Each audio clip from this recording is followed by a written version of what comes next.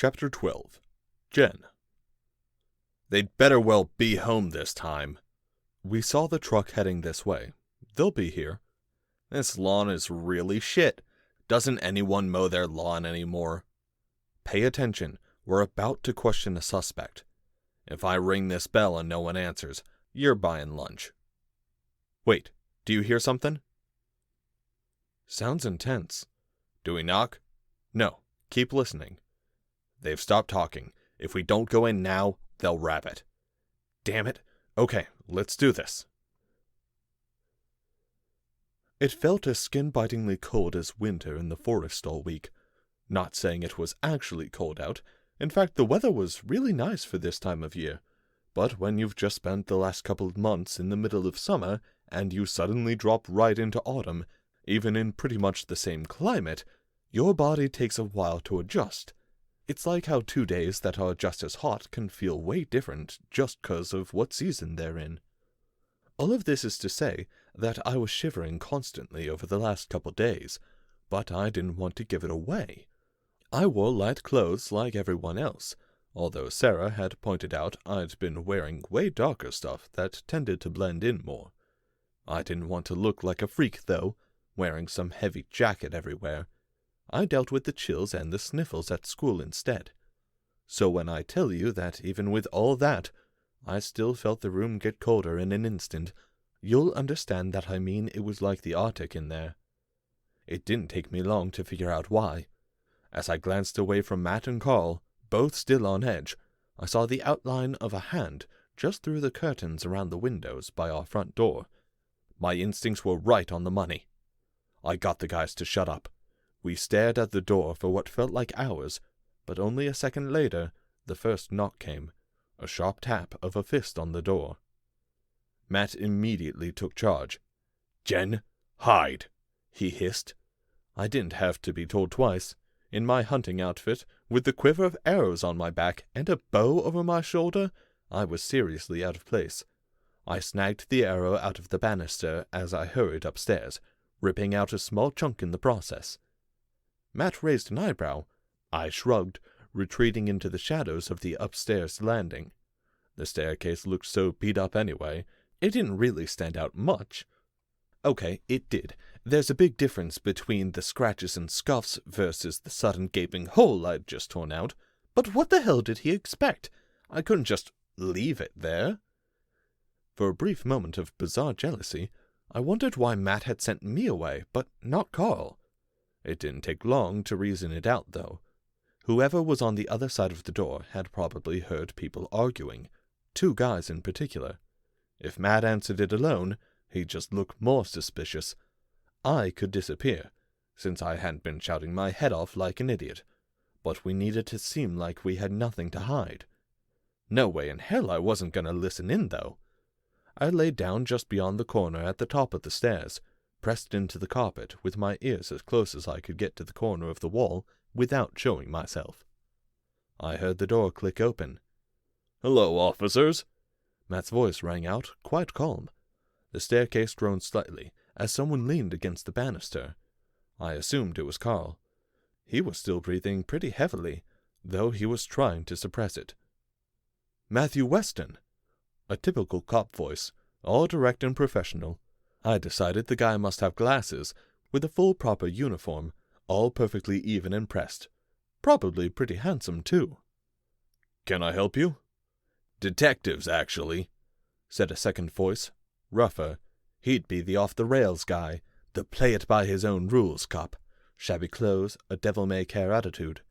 Meanwhile, I had to revise my mental picture of the first guy into a plainclothes investigator. Well-dressed still, but in a business suit instead of a uniform. Shit, did we just stumble into some kind of buddy cop show? Man, why do I remember TV so well, but nothing else? I could have laughed, if I wasn't so terrified. Instinctively, my hand slid down to the knife near the small of my back. Not that I was about to attack cops, but there was no way I was getting taken somewhere against my will. Never again. I tried to focus back on the conversation. My mind kept flying off on too many tangents. They still seemed to be on introductions, though, so I hadn't missed much. We're here looking into a missing persons case. Missing persons? Said Matt, still the perfect tone of control. I knew he wouldn't slip up in front of the police, no matter what they might try. I was much more worried about Carl, who still hadn't gotten his breathing under control. He couldn't still be tired from the fight, could he? It was like 2 punches. He wasn't that out of shape. It had to be nerves. Carl was scared. "Do you mind if we ask you a few questions?" asked Professional Guy. It was all so calm and polite. The only thing out of place was Carl's ragged breaths. "Of course. Please, come in." Carl's breath sharpened again. He was not ready for this kind of stress. I could tell. "Matt, this is a mistake. I know you're doing the right thing for you, but Carl cannot handle this right now." They crossed into the sitting area next to the front door. I could just make out Matt's face in the corner as he took a seat. The 2 detectives followed, flitting through the gap, and Carl stayed on the stairs, watching from the 3rd step up. "When was the last time you saw Blake Spartum?" asked Rough Guy. Straight to the point, as expected. He was doing off the book, perfectly by the book, even pronounced Svartholm wrong. "Blake's missing." "Oh, thank the stars, Matt. You're good. No hesitation at all." "When did you see him last?" prompted Professional Guy again. Night before last." "No, that's wrong, Matt. Don't lie to them. You don't know what they know yet." "Wednesday the 2nd? "No, sorry, I meant Tuesday night." "Or you knew what to do all along. Okay, gonna stop doubting you now." "So, Tuesday the 1st. I heard a scratching sound, probably Professional Guy taking notes on a yellow legal pad, because it always had to be yellow." "Were you aware nobody's seen him since that night?" Rough Guy said. "No, I wasn't. I mean, I was surprised I didn't see him at school, but I thought he might be sick or something." "What were you 2 doing that night?" "Just hanging out, nothing special." Carl was fidgeting on the stairs. These guys were too good not to notice. "You wouldn't happen to be Carl Stokelson, would you?" He nodded nervously. I was astonished. To see someone like Carl, with what he'd accomplished, the power he'd once held, so thoroughly unsettled by a couple of real-world cops, was pathetic. I felt sorry for him. "Blake was your best friend, wasn't he?" "Yeah." "And you were there that night as well?" "Yeah, I was." Carl sounded really subdued. Maybe he had a thing about cops. I couldn't remember as much as I tried to. I still couldn't wrap my head around his defeated posture. "Where were you that night?" "Here, and, out for a bit." "We drove around for a while, went to a few places," added Matt. He was trying to deflect them off of Carl. "Anywhere in particular?" asked Professional Guy. "Not really." "Not Cyrevale Park?" Shit. We'd been caught in a lie. Well, kind of. It was enough of one to make them suspicious. I set my bow aside in the nearest room, along with the quiver. My days of watching way too much TV with Sarah were about to pay off big time. "We might have," said Matt noncommittally, but I could hear his voice falter just a tad. I doubted the cops would recognize it, but I wasn't going to let this get any further. I was already moving. "Hey, Matt, what's going on?" I called, hurrying down the stairs. "Jen?" He twisted around in surprise. Carl, too, glanced up in confusion. "You guys cops?" I asked, in what I hoped was a cheerful, upbeat voice. I tried my best to suppress any hint of my accent. Just a normal Oregon girl, that's me. Unsurprisingly, I had their appearances down perfect. Disappointing, but what can you do? More interesting to me, though, was that the Professional Guy looked barely older than I was. I didn't know detectives came that young. Barely older than actual me, obviously, not current me. But still, I'd call him mid-20s easy. Professional Guy spoke up. "Yes, Detectives Portman and West." "Neat. Mind if I hang around?" I plopped myself into the chair next to Matt. Professional Guy looked taken aback. "Wondering if you're allowed to question us with a minor present, right?" For once I was actually grateful to get de-aged 7 years. It wasn't the most elaborate move, and definitely just a temporary solution, but it was enough to stave off the pressure, give Carl some breathing room, so I hoped. "If you wouldn't mind, we'd like to speak to your brother alone, please." Professional guy was polite as could be, but I wasn't gonna let it slide. "Nah, I kind of do mind. Is he under arrest?" "Estic, Mr. Detective. Your move. Will you bluff, or do I take the round?" "No." "Then you can't compel him to answer anything right now, and I was promised a good lunch. So if you wouldn't mind, I'd like to get my brother back in the kitchen." I was deliberately playing up the bratty little sister angle. Anything to get them out of our house right away. Matt had stumbled hard, and I didn't want to consider what could happen if they started questioning Carl directly. Obviously, doubting his legal standing in the room, professional guy stood up. Rough guy seemed surprised, but followed his partner's lead. In typical detective fashion, though, rough guy pulled out a business card from his jacket and handed it over to Matt. "You think of anything, you call." "Of course," Matt replied, pocketing it. I felt immensely reassured by the aura of calm that had returned to his voice.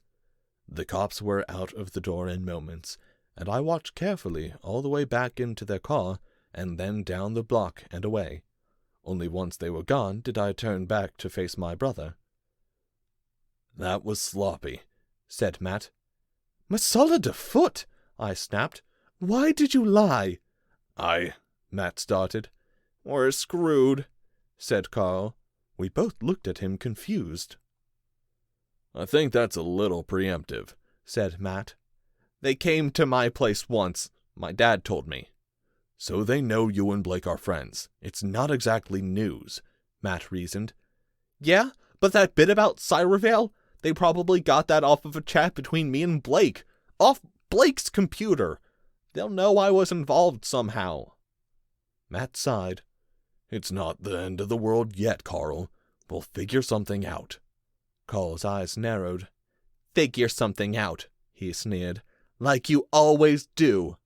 "Yes, Carl," said Matt, his voice much sharper now. "Like I always do. You guys put me in charge. Now you're going to listen." I was about to speak up in Matt's defense, but his tone reminded me that he didn't need it. I'd forgotten just what he could sound like. It wasn't a good memory. "They know we went to the forest," Matt went on, with both of us totally silent. "We can't deny that. We'll just stick to our story. After we came home, after midnight, we dropped Blake off. That was the last time we saw him. Jen, you were never there. You don't know a thing." I nodded, but I wasn't sure how well it'd hold up. It was better than nothing. "That's it. We just keep up that lie forever?" asked Carl. "There's literally no evidence," said Matt. "They can never prove anything." "What about Blake's parents? Or friends? Are they just supposed to believe he disappeared forever?" "Well, he did." "Fuck you, Matt," Carl snapped. "Blake deserves better." "And what are you thinking?" "I don't know. Yet." Carl's voice fell. He hesitated. "I don't know if we can do this. Live here." "We don't have any other option," said Matt. I could tell he was trying to be comforting, but it really didn't work, and Carl wasn't taking it. Matt wasn't the right person to help him. Maybe I was, maybe I wasn't, but I couldn't think of anything better to say, so I stayed silent. Which meant, of course, that Carl's face swiveled right over to face me. He looked me straight in the eye. So much for staying out of the conversation. "What do you think?" I took a deep breath, trying to get my nerves in order. "I think Matt's right." Carl looked crestfallen. Had he expected me to agree with him? Over Matt? "Carl, I need to know you can do this," said Matt. "They'll be asking you questions without us around. Can you handle it?" He didn't answer, not right away. I could see him processing, calculating. He was a planner, just like Matt. Carl was definitely the smartest of us, the most well-read, the most cunning, and absolutely the most successful of us in Cyrevale. But he lacked Matt's self-control, his ability to shut out emotion when he needed to. Matt was an iceberg, stable and floating along, hiding so much more under the surface. Carl was an open flame, bright and powerful, but ready to burn down the whole world if he got pushed too far in the wrong direction. Worst of all, I wasn't actually sure which of them I really agreed with. My mind was so mixed up, I just defaulted to supporting my brother, trusting he had a real plan in mind, knowing he'd take care of me. "Jen, can I talk to you?" asked Carl quietly. I raised an eyebrow. What was he expecting to get out of a private conversation? "Go ahead. Talk," said Matt sternly. "Alone, dickhead," Carl retorted. "I'm staying right here," said Matt. He was trying to protect me. I got that. Normally I appreciated it, but right now it was all wrong. This was Carl, not the cops, or Rainier's armies, or the Vandenport Deathblades. Even if he did mean me harm, I could take out this weaker version of Carl any day of the week. No sweat. "Then I guess we're going somewhere else," I cut in. Carl glanced over, surprised, but not nearly as much as Matt. "I'll be fine. Go make us a snack, okay?" After a moment's hesitation, he nodded. Good. He still trusts me. At least something's still right here. Matt retreated into the kitchen, while Carl and I stepped out into the backyard. Almost immediately, Carl started pacing. Clearly, he was still way too amped up by the cops to stay calm. I walked out onto the lawn, letting my bare feet enjoy the grass. I sat down cross-legged, staring up at the clouds swirling across the sky. They looked like gigantic structures, miles and miles wide. I wondered if I could reach them someday, if I somehow got access to Atola again. Maybe some way to use the wind, reduce my weight, and let me be carried upward into the sky. I could see myself really enjoying that. I could also see myself plummeting a couple miles to my untimely death. But, hey, nobody ever did anything really cool by playing it totally safe, right? Not that it mattered. I'd never get that opportunity, unless I decided to take up skydiving. Magic was a thing of the past, forever. I was gonna die young, waste away like a human at 80-something. I was never gonna get to fly like a bird, or swim like a fish, or tree shape, or mind meld, or any other 100 things I hadn't done yet. It was gone. "We don't belong here," said Carl finally. I sighed, twiddling my toes in the grass. What are we supposed to do about that? "I don't know yet, but I'm trying to find out." "You're what now?" I was cautiously interested. That's not to say I was eager to find a way back.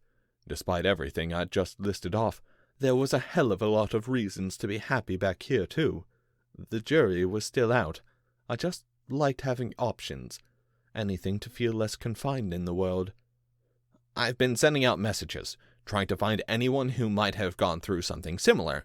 If it happened to us, why couldn't it happen to anyone else?" I shook my head. It's magic, Carl. It doesn't have to be logical. "I can't believe that. The universe works on rules. We just stumbled on a new rule no one's documented yet." "So, you think you're gonna figure it out?" "I'd rather someone else already did, and is just keeping it secret for the same paranoid reasons we are," Carl muttered. I started to speak up, but he kept going. "No, I think you guys are right, and I'm not going to go public or anything. Our lives would get way, way worse. But a few anonymous posts on the internet aren't going to set off any alarms." Made some sense to me, I guess. Matt wouldn't like it, though. Any luck yet? Carl shrugged.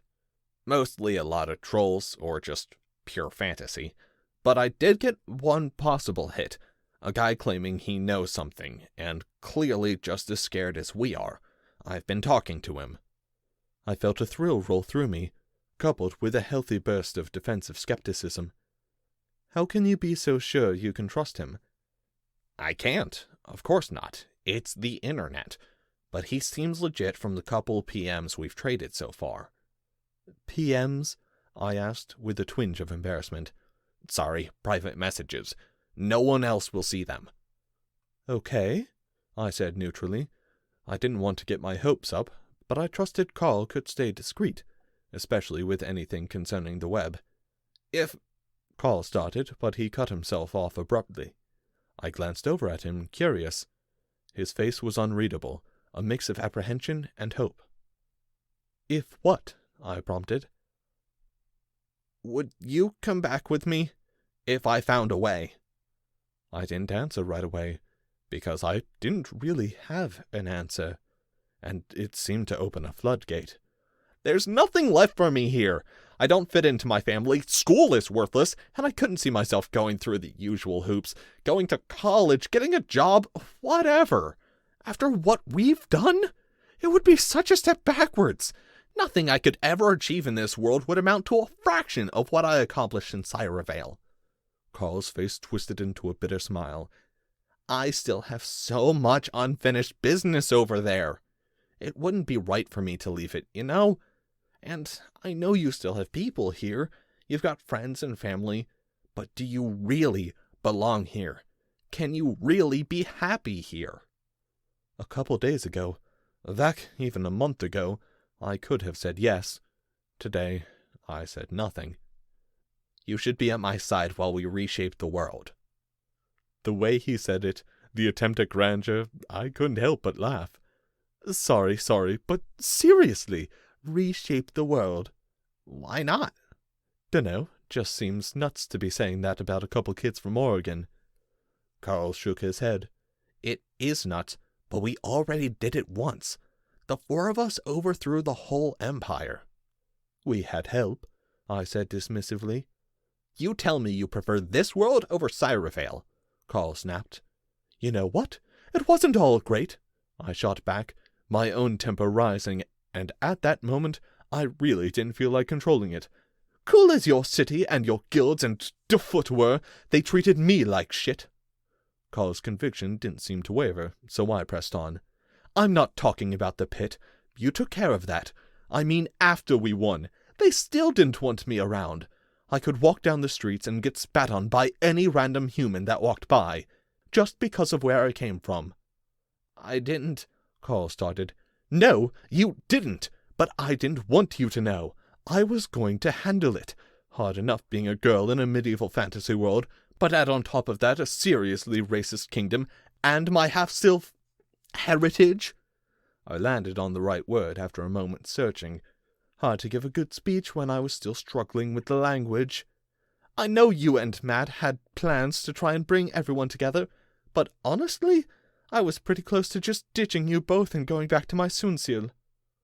It was something I'd never meant to tell them. If Matt knew, he'd be crushed. I didn't ever want to hurt him like that. But Carl, with his rose-colored vision of the world, needed a serious wake-up call. When he spoke again, his voice was quiet and unsettled. What makes this world so much better? I don't know yet, I said honestly, but I haven't given up either. Carl left not long after that. He confessed what happened at his house, in full, and why he couldn't go home.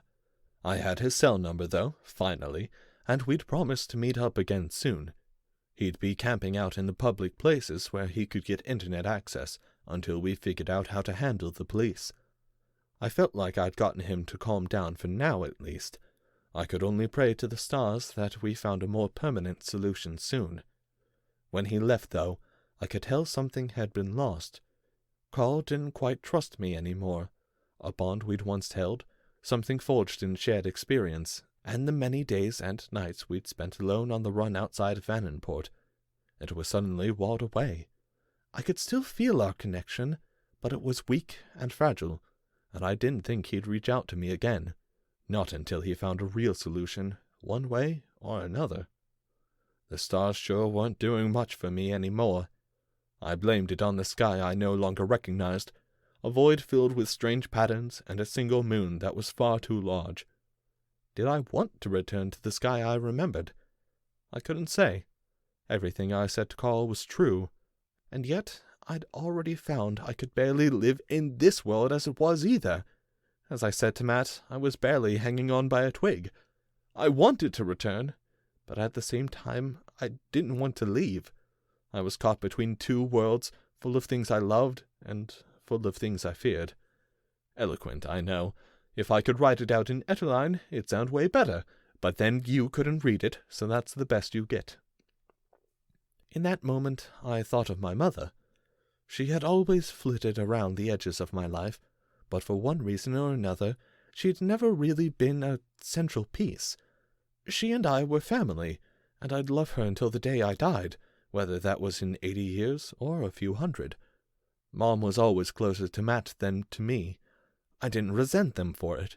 Matt had taken care of both of us for years, ever since our dad ditched us. He'd gotten more time to bond with Mom, before she'd been swamped with holding down 2 jobs to provide for us. It made me a mostly solo adventurer.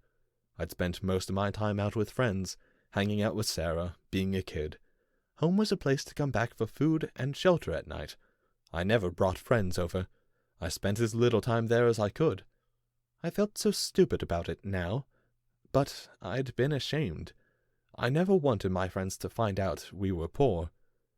Whenever we went out, I'd do everything I could to avoid looking like I didn't have money to spend. I'd say I wasn't hungry if we went for food, and just sip water, or leech off Sarah while nobody was looking. When we went out for clothes, I'd buy something nice, wear it once, then trek across town alone to return it the next day. Movies? I'd snuck into movies more than once. Got pretty good at it, too, slipping in with crowd past the ticket guy. Nobody ever came over to my place. I never had to face that judgment. So ridiculous. So much wasted effort. I couldn't care less now. Only 2 people ever caught on. Matt was the first, spotting my clothes cycling operation one day. After I'd finally explained it to him, he offered to drive me back for the returns. No judgment at all, every single time. That was when I knew I could trust my brother with my life. Kind of a silly reason, but seriously, that moment on, we were always a team. The other person was, of course, Sarah, and we'd been best friends ever since. Clearly, I should have let more people in on the secret. Worked out great twice in a row. I got up from the grass and walked back inside, where Matt was stirring something in a bowl. It already smelled great. "What are you making?" "Well, you said we needed more cookies." Matt smiled. "Chocolate chip?" I asked eagerly. "You got it." Okay, maybe today wasn't going to be so bad after all. A few hours later, we were munching our way through freshly baked cookies, out on the back patio in our cheap plastic chairs. "Did you really have to shoot an arrow at us?" asked Matt, grinning. I shrugged. Seemed like the quickest way to shut you both up. "How do you plan on explaining that hole to Mom?" "Oh, I figured we'd just blame it on you. This would be, what, the 3rd time you've broken the stair somehow?" Matt raised his eyebrows. I laughed. It was true. Twice before he'd caused some noticeable damage to our staircase. Once by knocking out a support for the same banister, tossing a ball around with friends. Heavy basketball and thin-aging wood. It wasn't hard to see coming. The second time, he'd tripped and actually knocked his head into the end piece, knocking it clean off. That time was less funny in retrospect, more heart-rushing terrifying. Also the first and only time I'd ever dialed 911. It turned out fine in the end, but fuck. Reminiscing like this with my brother felt good, though. I felt peaceful, happy even. So of course Matt had to go and ruin the mood. "Carl's getting worse, isn't he?" he asked quietly. I had to clear a chunk of cookie from my mouth before answering. "Yes," I said finally. "He wants to find a way to go back." My brother reacted. I couldn't say what it meant, but I saw his eyes twitch. His voice remained steady. "What do you think?" "Me?" I asked, taken aback. Was he asking my opinion on going back, or about Carl? "You know him as well as I do by now, I think. You spent more time with him in the last year at least. His eyes were studying me carefully. I hated that feeling, but I knew Matt didn't mean me any harm. What's your take? I hesitated. Carl's on the edge. He could go either way. I don't know what I could do to send him either direction. Matt sighed. That's unfortunate. No kidding. I'll try talking to him again. After how well that went today? He frowned. What else can I do? Let him be for now, I said. I wasn't sure if it was right or not. It was what I would want, though. Time to be alone, time to contemplate, and maybe, just maybe, I was hoping his search would pan out, that he'd find a way home. Options. Okay, Matt said with an air of finality. He adjusted his chair slightly, then leaned forward to rest on his hands, propped up on his elbows. Now, about Sarah. How'd your date go, hotshot? I teased. I was more than happy to switch gears entirely. But Matt, of course, was still all business. You told her, he said.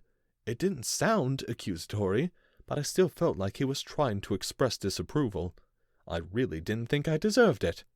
Yeah, I did. We agreed, Jen. If there was anyone, absolutely anyone in the world we could trust, I started, but he raised his hand. It'd be her. I understand. In fact, I think you probably did the right thing. So what? You should have told me. He was trying to be so calm and understanding, and it just made me more angry. It felt so condescending. I threw caution to the winds. I'd had enough of this. We were home now. Matt, you're not my father. What? Telling her was my decision to make. I don't need your approval on everything I do. We're in this together, yeah, but as equals, brother and sister. That's not what I... Matt trailed off as I stood up. I needed to leave, needed some space. Think about it for a bit. I picked up my bow, which I'd brought out to the yard with us. I felt very attached to it right now. It was a symbol of my identity, even if it wasn't the bow I'd made a part of myself, with my own hands, sweat, and magic. The bow was already unstrung, so I just packed it away in the bag and slung it over my shoulder. I double-checked the arrows in the quiver and my knife at my belt, then pulled my jacket back on tight. I probably won't be home for dinner, okay? Okay. I took the bus out to the forest again. I'd covered my bag in a blanket, so that no one would spot the quiver of arrows sticking out. Didn't need the random looks from other passengers. Not today. Plus, the blanket was keeping me warm, and like I said earlier, it felt really cold out. Even so, I still needed to be out in Cyrevale Forest right now. Something about the place was drawing me back. I'd been out there this morning, of course, just to get away from the world for a bit. I found myself needing to go back out there just to get some proper rest. It made a weird disconnect between my mind and my body on that idea. My mind clearly longed to be in the outdoors, out in nature. In my Soonsil, we'd usually slept outside, with just a light cover above to block rain and falling leaves, on soft beds built right into the trees. Every single night since we'd come back, I'd had trouble sleeping. The industrial noise of suburbia wasn't a huge deal. I could shut that out if I needed to. It was the walls, the confinement, being cut off from the world around me. I felt like I wasn't able to feel everything anymore, and it disturbed me. At the same time, when I went out into the woods behind our house, or came out to Cyrevale Park, my body was telling me a different story. It practically screamed at me to wrap up, defend myself against the elements. Only now did I realize it was the lack of magic. I couldn't use my Etivola to protect myself against exposure, to keep a comfortable temperature, and keep away the harsher parts of nature while I slept. My body begged for a bed and a roof over my head, and solid walls to keep away the wind and other dangers that might lurk just out of sight. Between the two of them, mind and body, I was trapped and totally helpless. The bus arrived at the stop for Cyrevale Park. I thanked the driver and took off, bounding through the underbrush with ease. The memory of Sarah tripping over a tree root earlier popped into my head. I giggled aloud. Yeah, I admit it, I'd been spying on them. Come on, you would have too, if you had my skills and spotted them wandering around in your forest together. I'd learned how to get through thick forest without a care in the world. There was always an order to how a natural forest grew, how the roots took hold and shaped the landscape. Once my mind picked out the patterns, I knew exactly where to place every step, where every jut of a branch or root would shoot out. There were a couple of surprises, of course, but for the most part, I always knew exactly where I was, and everything around me, which meant I spotted the trail in the forest floor instantly. I didn't recognize the footfalls at first glance. Strange zigzag lines and evenly spaced grids. It took me a moment to remember that sort of pattern would come off the soles of real-world shoes. Well, this could be fun. I hadn't tracked anything in a while. Hard to track through cobblestone streets of Candir, after all. A bit of practice would be good. I set off, following the trail as it faded in and out through the underbrush. I nearly lost the tracks a few times, but other clues kept the chase running. A snapped-off branch, trampled undergrowth, an overturned rock in a stream, wet on the wrong side. I followed it, like a wolf on the hunt. I was determined to find the other end, if only for my own pride. Instead, I ended up finding something truly life-changing. The trail came out to a small clearing, barely wider than I was tall. Still, it was perfectly circular, a brown patch amidst the thick rolling green surrounding us. It couldn't have been natural. I stopped to examine it, since the tracks seemed to end there anyway. There was a rock, pure white, sitting underneath a fern on the opposite end. It almost seemed to be glowing, lit by a beam of sunlight that filtered through the trees above. I crouched down in front of it, curious. I nearly fell over in shock. There, unmistakably etched on the surface, were scratchings carved in Eteline, in its native form. There was absolutely no one else in the world who could have read the words inscribed there. I looked up to the sky, to the stars that didn't even exist in this universe, and I wondered. That rock described in perfect detail how precisely 3 people might travel to Cyrevale, no more and no less, forever. I sat down in the clearing. My mind was still reeling. As if to remind me I was still in Oregon, a shadow passed over the sun. The scent of Petra Ichor filled the air, and soon the world around me darkened in a drizzle of raindrops, pattering down through the leaves. "What the fuck am I supposed to do with this?" I asked the sky. The stars, smug in their devious machinations, did not deign to answer.